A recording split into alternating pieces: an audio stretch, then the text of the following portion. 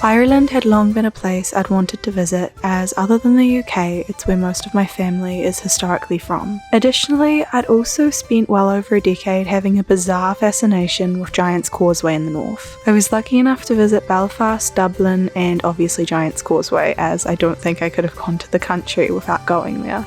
So, I hope you enjoy joining me on my adventures around Ireland. Upon arriving in Belfast, I promptly discovered that the two guys checking in at the same time as me were actually on the exact same flight over from Edinburgh with me that morning, and I then spent the afternoon with them where we had a few good chats and went to get a classic Irish breakfast at about 4:30 in the afternoon at Maggie May's, which is quite easily the best thing I've eaten in the entire UK. We walked all around town checking out some of the murals, the famous Peace Wall, and a few other places. Our walking did take the entire afternoon, so we all headed back to get some good sleep.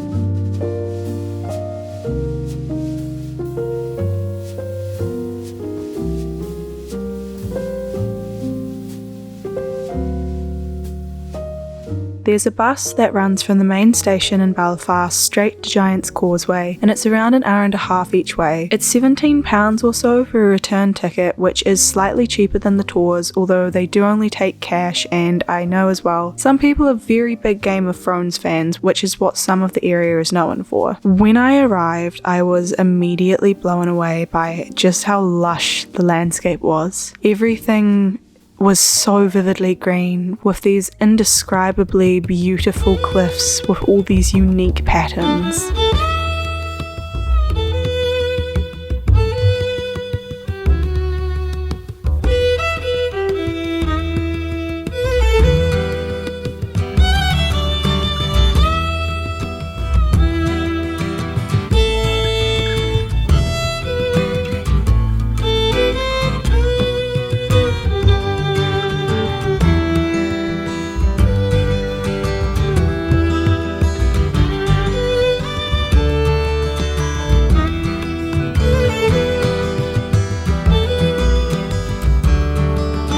If you're unfamiliar, Giant's Causeway is essentially a section of hexagonal rocks on the coast, and there's a bit of a myth or backstory about a giant who made them there. Something about how when he reached the end of the world or something or other. I really don't know the specifics, but other than the main area where the rocks are, which is also the most crowded, there are also cliffs further around that show similar rock formations. I definitely walked for quite a few solid kilometers past the main area and still didn't reach the end, so I actually think it's pretty extensive. However, you're not missing out if you only go to the main spot, as it is quite a long way.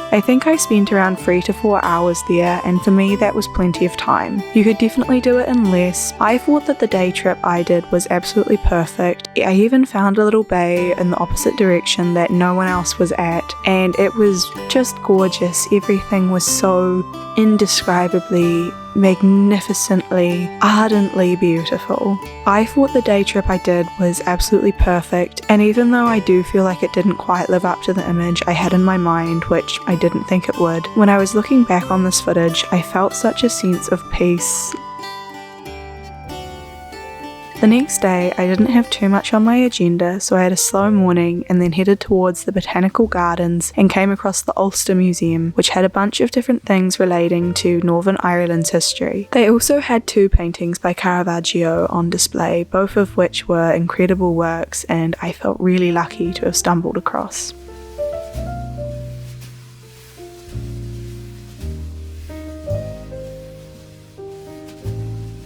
I have just had so many big days back to back that I'm kind of taking it easy today, because I went from, Glasgow to Edinburgh, Edinburgh to Belfast the day after, and then Belfast to Giant's Causeway and back, which is like an hour and a half on the bus each way. I've walked 20k on average a day this week or something, which is kind of crazy. So having a restful day. It's also meant to rain, and I'm at the Botanics at the moment having a little sketch session. And tomorrow I'm heading to Dublin, which I'm very excited for, but it's just been a really big few days, so I'm kind of taking it a bit easier today. It was about a 2-hour train ride down, and I'd started reading Rousseau's Confessions. He seems like an interesting guy, so I'm very curious to see how the book pans out. If I'm honest, when I arrived in Dublin, I didn't feel very safe, and the weather was also not the best, so I got some dinner from Lidl and ate at my hostel before heading the next morning to Blah Cafe, which had an absolutely lovely layout and beautiful aesthetic. From here, I stumbled across the second best thing in Ireland after Giant's Causeway and probably those famous cliffs that I didn't go to, but it's Chapters, which is an independent bookstore, and they have an entire second-hand section, which, let me tell you, I could not have been more happy to find. Dublin is a historic literary city, let's say, so I stopped in at Sweeney's Pharmacy. It's preserved from the time that James Joyce visited and wrote about it in Ulysses. I also visited Oscar Wilde's memorial while I was there, because you kind of have to. Unfortunately, I booked the Book of Kells experience at Trinity College, but all of the books in the hall had been taken out as they were taking care of them and checking them all, which was a little bit disappointing, as there were only a few shelves left with books in them, but architecturally it was still gorgeous.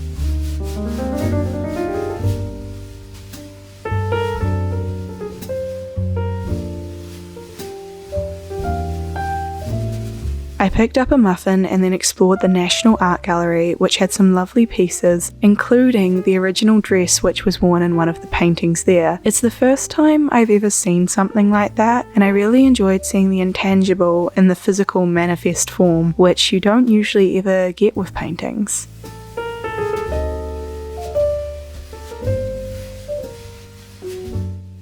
The next morning I headed to Marsh's library, where I got a bit more of the book experience I was hoping for. It's a private library and is actually where authors like Bram Stoker and stuff used to come to read, which was pretty cool to think about. I spent quite a while just absorbing the atmosphere here before quickly stopping in at some classic places like St. Stephen's Green and some of the other parks.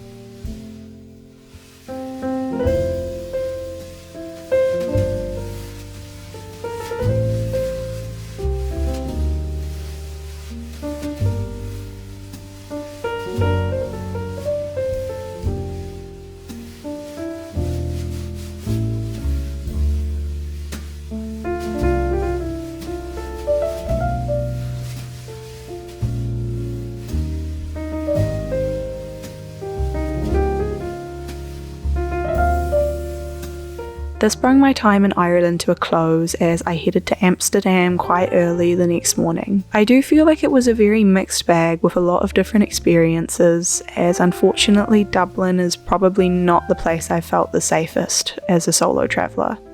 Thank you so much for watching, and toodles!